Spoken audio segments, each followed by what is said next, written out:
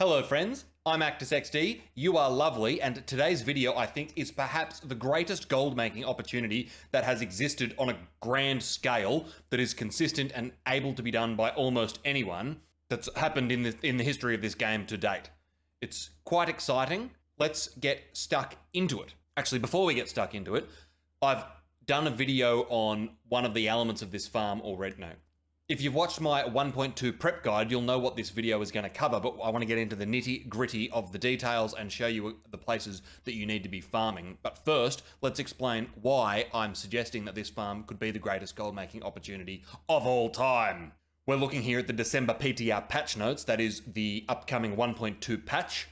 These are the notes for it, and we know that gypsum's coming into the game. I don't want to explain too much about that because I've done it several times, but basically it's a daily thing you can get from a number of ways, via a number of ways, and crafting and then using the orbs give you a guaranteed expertise, or what we presently call watermark, bump in specific items or specific gear slots. So people are going to be wanting to do these every day as often as possible to get their gear score up the guaranteed easy way. Now, two things we need to look at as to why I suggest that this gold farm is going to be ridiculous. The first is Sapphire Gypsum, defeating the final bosses of the Lazarus Instrumentality and the Garden of Genesis awards Sapphire Gypsum. So people are going to be wanting to do Lazarus Instrumentality and the Garden of Genesis as often as possible.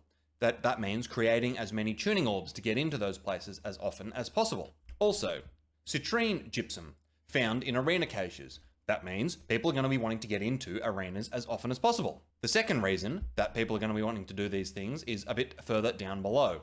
Increase the rewards for expeditions to further incentivize doing them. In addition to Gypsum Boss, each expedition boss will guarantee a random expertise bump, and arena bosses also guarantee a bump. All the chests in Lazarus and the Garden have been fixed so they provide a chance to give you a bump, and you can get timeless shards out of expeditions. So, two incredible reasons everyone's going to be wanting to get into expeditions as much as possible, Lazarus and Genesis, but also be doing arenas as much as possible. Presently, no one does arenas, and so the level of desire for that is going to go from 0 to almost 100, I would say. Basically, everyone at level 60 is going to be wanting to getting in those as fast as possible and as often as possible. So then we think, well, what do you need? What does the game require for you to obtain the tuning orbs to get into the arenas or the expeditions? One thing I forgot to say is that I was just on the blower with your non-denominational Happy Seasons gift-giving friend,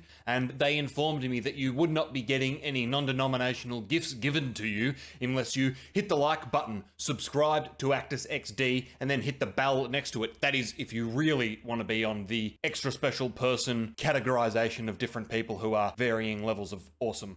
Now, anyone who's been watching me for a little while knows that I am absolutely terrible at maths, so I'm going to show my working on the screen somewhere here, and let's run through it together. So to create a tuning orb for everything except for Lazarus Instrumentality, you need 5 runestones. 5 runestones need the following: 25 obsidian voidstone, 5 sandpaper, 5 tier 3 lodestone. And then as we work through, I don't want to go through everything, but my working is going to be here so that you can double check it if you don't trust me. We come to needing a total of, to create our 5 runestones, 1250 lodestone, 6400 stone, 30 tier 3 elemental lodestone, 630 sandpaper.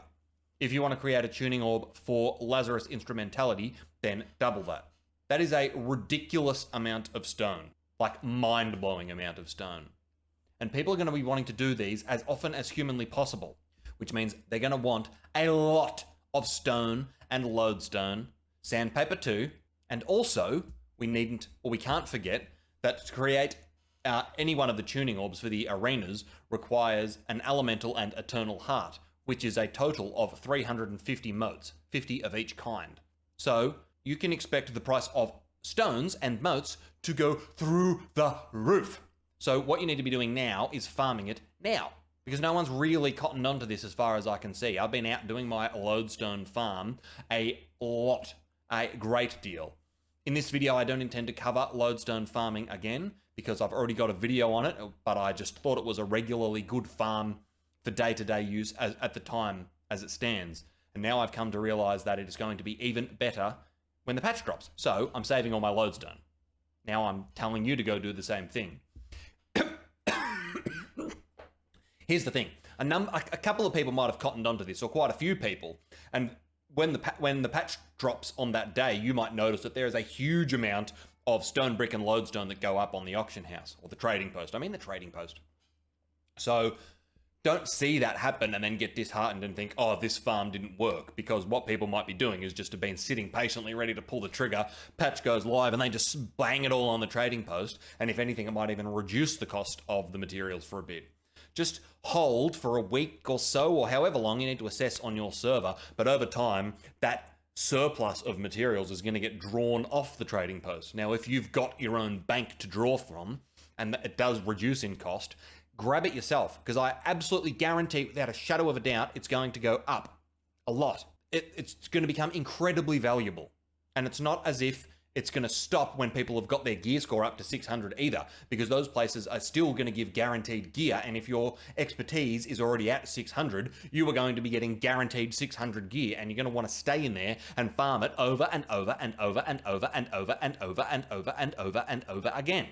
So like I said, I don't want to cover the lodestone farm again, because I've already got a video on that, and I'll put a card to it at the end of this video. I'm not telling you about it before, because I don't want you to watch this one in full.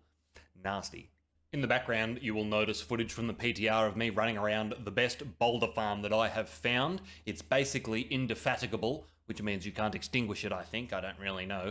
You just keep running and running and running around, and you can grab an almost unlimited amount of it. I was doing this on live last night on my stream, about 15 beers deep, and I was still getting a ridiculous amount of stone per hour. There were 2 other people running it. It wasn't having any impact on the amount of stones that I could get. There's a nice amount of elemental stuff around that you can grab, because as we've discussed, you need a massive amount of that too.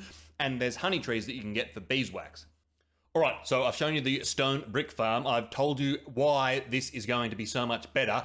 The video on the card at the end is the lodestone farm. The rest is up to you. Oh, one thing I wanted to say actually is it pays off to be wearing mining luck gear. As always, if you can break the 100% yield breakpoint, you're going to be doubling the amount of stuff you get, which means you're going to be doubling your future gold. But if you can wear luck gear when you're doing the lodestone farm, you have a chance of getting chunk of adderstone, which is going to boost your gold per hour up a bit, a lot, a tasty amount. Delicious. As always, have been Actus XD. You have been lovely. The Discord is a desolate, depressing place without you. Actually, it's awesome. It is so good, but it'd be even better if you were there. So join us. I live stream on YouTube, which is exciting. We have a great amount of fun there.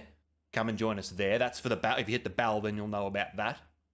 Otherwise, thank you for watching. I love you. And remember,